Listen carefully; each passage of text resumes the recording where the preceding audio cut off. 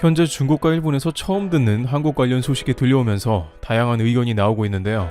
한국은 안 그래도 중국과 일본 사이에 위치하는 등 하루라도 주변국의 위협이 없는 날이 없습니다만, 이러한 뜻밖의 뉴스들은 한국이 여전히 동북아시아에서 적지 않은 중요한 국가임을 드러낸다고 전해집니다. 중국과 일본에서 어떠한 이야기가 나오는지 살펴보겠습니다. 첫 번째, 중국 천안문 사태, 한국 참고했다. 중국에서 가장 금기시되는 이야기가 있습니다만 이것이 한국이 그 시초가 되었다는 말이 있습니다. 정작 한국에서는 이것을 잘 모르고 있다고 하는데요. 지금 갑작스럽게 천안문 사태에 대한 재조명이 왜 이루어지고 있느냐, 그것이 궁금해지는데, 최근 아시아권에서는 국민들이 군사 정권이나 다양한 독재 형태에 불만을 갖는 경우가 많습니다. 홍콩에서 시작된 자유를 향한 움직임 속에서 많은 홍콩인들은 한국을 언급하는 모습입니다. 현재 당국에 의해 구금되어 있는 것으로 알려진 조슈아 웡은 한국의 민주화 운동을 자주 언급했습니다.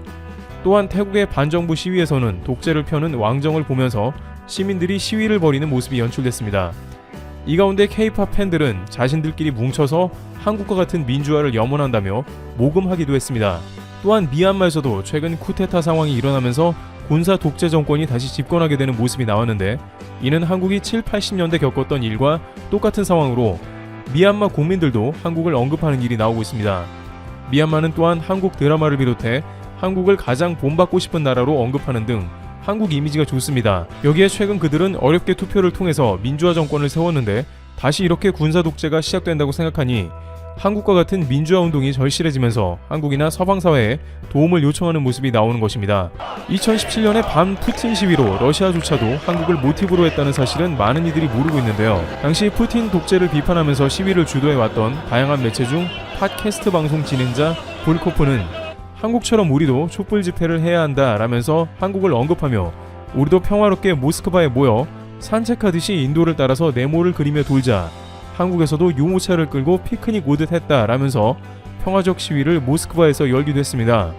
물론 시위 뒤에 곧바로 경찰에 연행되어 조사를 받았습니다만, 러시아의 많은 이들은 한국의 촛불 시위에 감명받았고 길거리에 나서기를 주저하지 않았던 것입니다.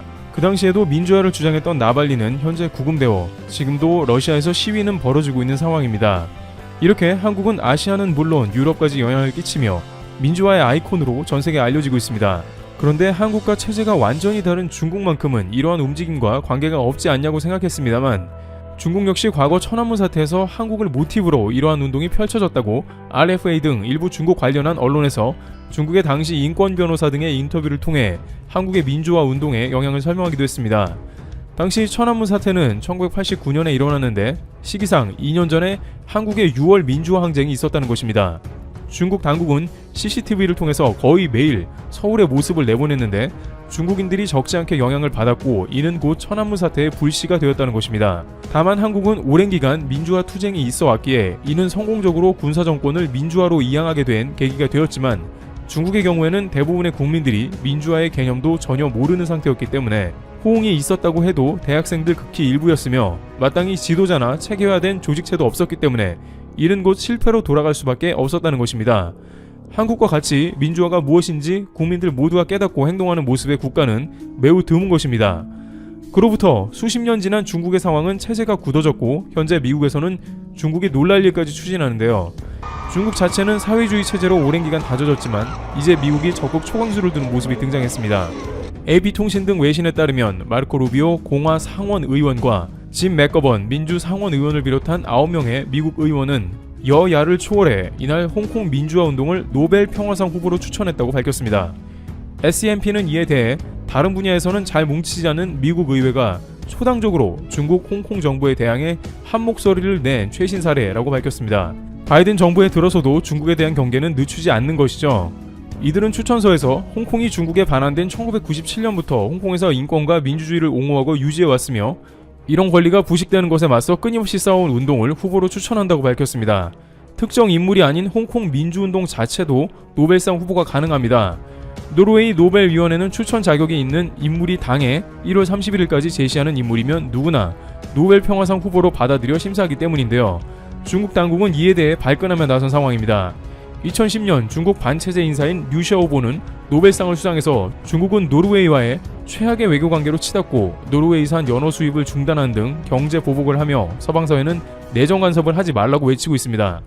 이렇게 한국에서 벌어진 민주화 운동이 다양하게 나비 효과가 되어가고 있는 상황이 연출되고 있는데 일본은 관련 뉴스에 대해서 독특한 주장을 하고 나섰습니다. 뭔가 잘못되었다는 반응이 대부분이라고 합니다. 두 번째, 일본, 한국에 대해 독특한 주장. 영국의 이코노미스트 인텔리전스 유닛은 전세계 민주주의 지수 2020을 발표했습니다.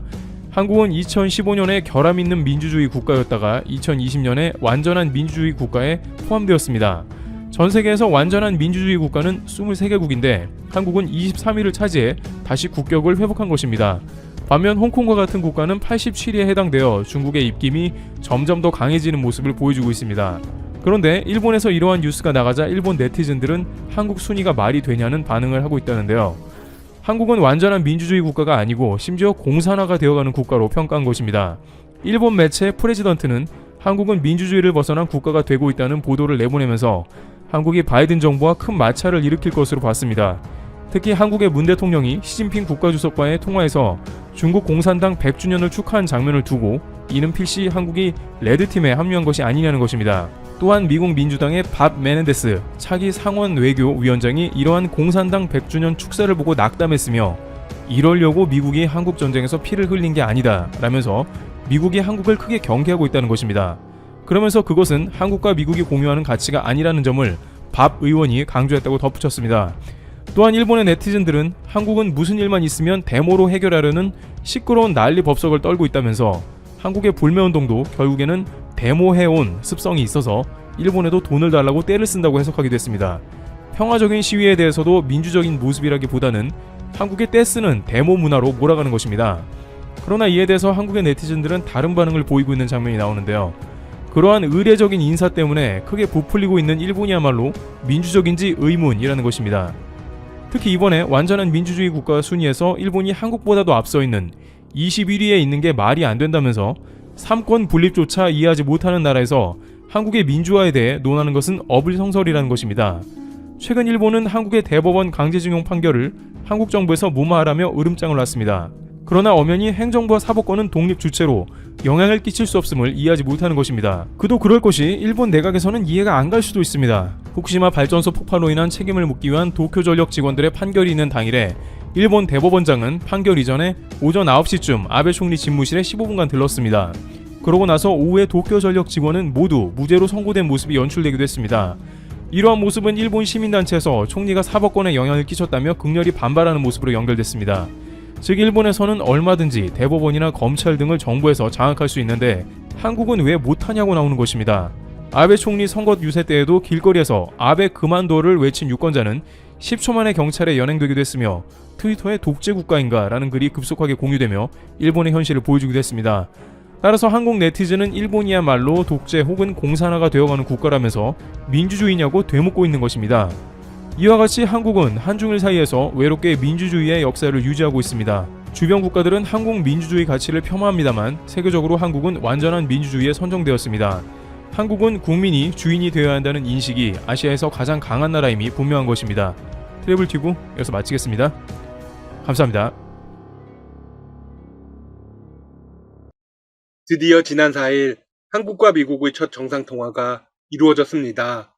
바이든 대통령의 취임 이후 14일 만에 이루어진 것으로 약 32분 동안 진행되었습니다.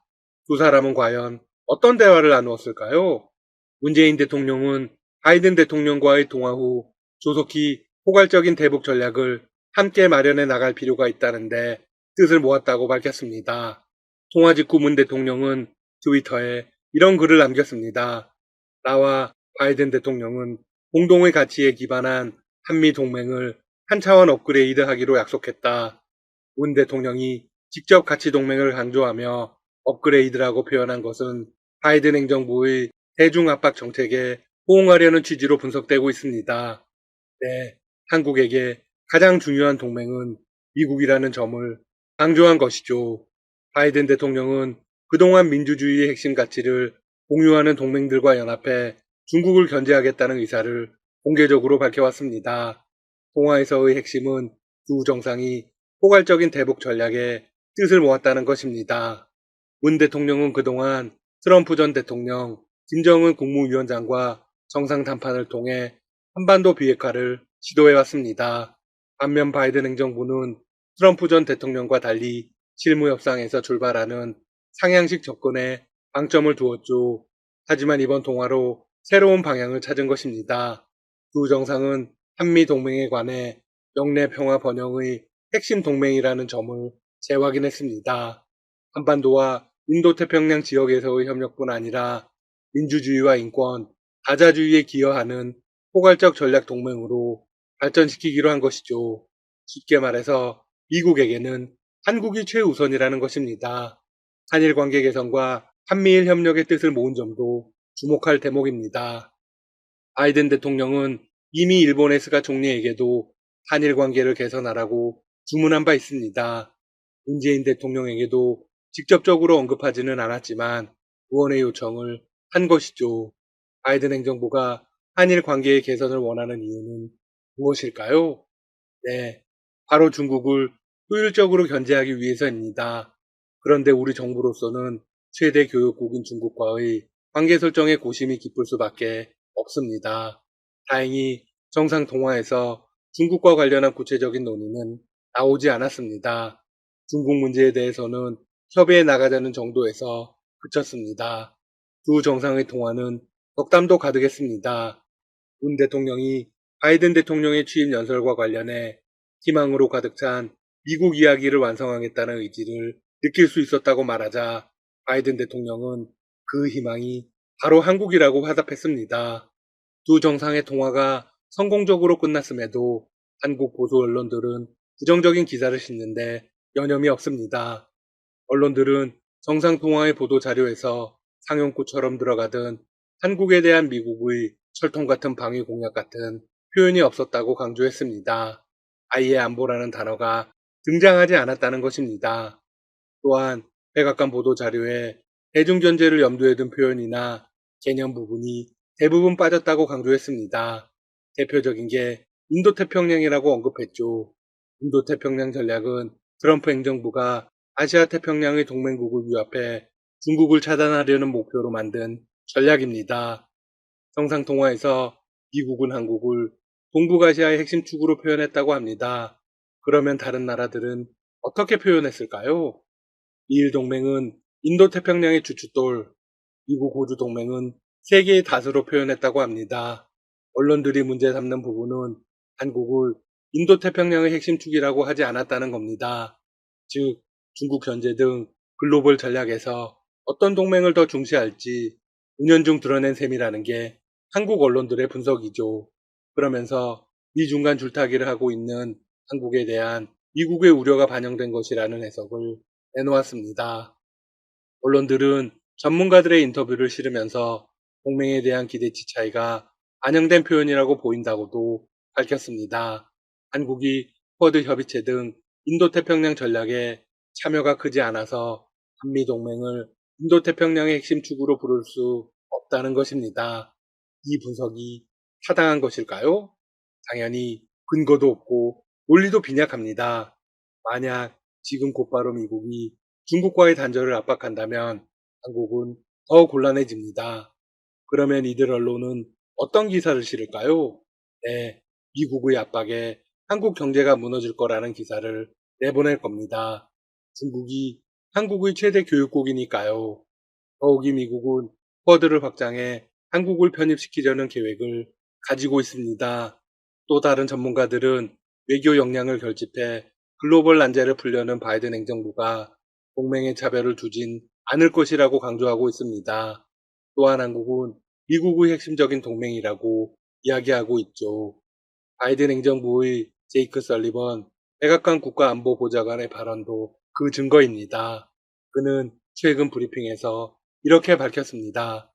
어떠한 외교적 노력도 한국, 일본과 조율할 것이다. 결국 한국은 미국의 가장 핵심 동맹이라는 의미입니다. 한편 그동안 한국 정부를 괴롭혀왔던 방위비와 주한미군 감축 등의 이슈도 사라질 가능성이 높아졌습니다. 우선 방위비의 경우 미일 방위비 협상이 재개되었습니다. 조만간 타결될 것이라는 분석이 나오고 있습니다. 이에 한국과 미국이 조만간 시작하게 될 한미 방위비 분담금 특별협정 협상에도 관심이 쏠리고 있습니다. 로이드 미국 신임 국방장관은 지난달 지명 후 한국과의 방위비 분담금 협상의 조기 타결을 추진할 것이라고 밝힌 바가 있습니다. 주한미군 이슈도 사라지게 되었습니다. 미국 측은 독일 주둔 미군의 재배치를 동결할 것이라고 공식적으로 발표했습니다. 관련 회의에 참석한 바이든 대통령은 로이드 오스틴 국방장관이 전 세계 미군 배치에 관한 검토를 이끌 것이라며 이는 미군 주둔이 외교정책, 국가안보 우선순위와 적절히 부합하도록 하기 위한 것이라고 강조했습니다. 이어서 바이든 대통령은 국방부와 국무부가 긴밀히 협력해 국가안보의 모든 분야에 걸쳐 조율할 것이라면서 이 검토가 진행되는 동안 독일로부터 어떤 미국 군대의 철수 계획도 중단될 것이라고 했습니다. 트럼프 전 대통령 시절 결정한 주동미군 감축 계획을 사실상 원복시키겠다는 것입니다. 주동미군 문제를 원점으로 돌리면서 주한미군 문제도 수면 아래로 가라앉게 되었습니다. 바이든 대통령은 미얀마 쿠데타 사태에 대해서도 입장을 밝혔습니다. 군부가 권력을 포기하고 구금자를 석방해야 한다면서 통신 제한 철폐, 폭력 자제를 재차 요구한 것입니다. 그러면서 한국을 공식적으로 언급했습니다. 그는 지난 2주간 한국, 영국, 독일, 프랑스, 일본 등 가장 가까운 지도자들과 통화했다며 지난 4년간 무시와 학대로부터 위축된 민주적 동맹의 힘을 재건할 것이라고 강조했습니다. 바이든 대통령의 정책 기조로 보았을 때 한국은 절대로 소외되지 않을 것입니다.